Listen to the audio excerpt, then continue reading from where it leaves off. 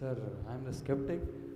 Sir, you about this fact that we should enhance our competence. So, how do you start this process?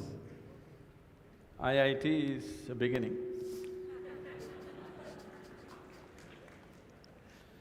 So, what are you skeptical about? You don't believe competence will work in this world, is it? Corruption is also a certain kind of competence, anyway. That was supposed to be a joke. Huh? That was supposed to be a joke. Okay, that's supposed to be a joke. So, now, how do I enhance my competence?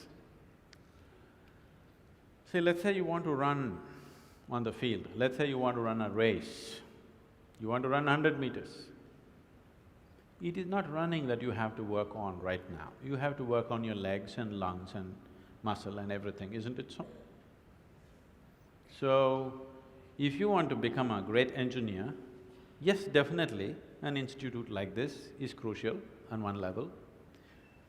But any number of people might have come here and gone, not all of them became great engineers. Though they might have produced hundreds of great engineers, still not all of them will become, simply because of their own individual attitudes and competence and whatever else, isn't it? So, whatever the institute can do for you, it is doing. One foremost thing that you need to do is to enhance your own physical and mental capabilities. Because if you want to be a good engineer, you need a working brain. Just having a degree of engineering may be a passport to a job, but it is not a passport to success, isn't it? So to have a working brain, which the engineering degree will not freeze. Usually lots of degrees, when people acquire degrees, they freeze their brains. They think they can… now they have finished using it and now they can rest it for the rest of their lives. It is not so. This is only to enhance your capability. This is just an organized effort. A school, a college, an institute is just an organized effort towards that, because each individual cannot craft it for himself. That is why an institution.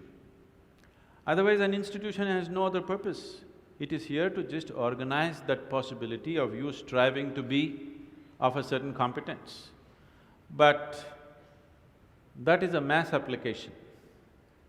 But as an individual, your most important thing is you as a human being, you are functioning at the fullest level. If that has to happen, there are other dimensions which one needs to explore. Unfortunately, though these sciences and technologies for inner well-being have been the mainstay of this culture for thousands of years, today we are largely losing it for various reasons, because we want to imitate somebody else. We don't want to imitate our grandfather Topiwala anymore. We want to imitate the hat seller from another country.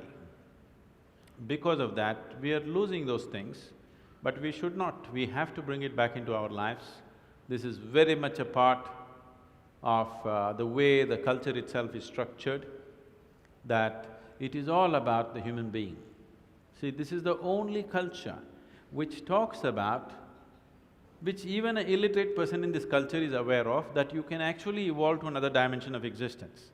Even if I go into a village and talk to an illiterate peasant who has not read anything, who doesn't know anything, who's not heard any of this stuff, even to him if I go, he will not ask me, give me a golden horse or something, he'll say, "Enakku mukti venum Swami." He's saying he wants ultimate liberation. Where did this fellow get this? Nowhere else on the planet this is possible. Nowhere else on this planet is it possible that an illiterate person is thinking that he can break his present dimension of existence and go to another place, whatever that place is. So, this was bred into our culture so deep, we should not lose it. It was not just the idea, there are technologies to become free. If you became free from the process of your body and the process of your mind, if you can sit outside of it and work it, you would work it brilliantly, do you understand? You would be able to use this body and use this mind only when you are able to not treat it as myself. These are powerful instruments in your life. These instruments can be employed the way you want it. only when you have an outside access to it. Right now, you are a phenomenal computer, but you don't know where the keyboard is. When you can't think, you scratch this spot, that's not where it is. Do you see people? When they cannot think, they're thinking hard, they scratch here. It doesn't work like that. There are proper steps that one can take. It could be offered here if everybody is willing for that.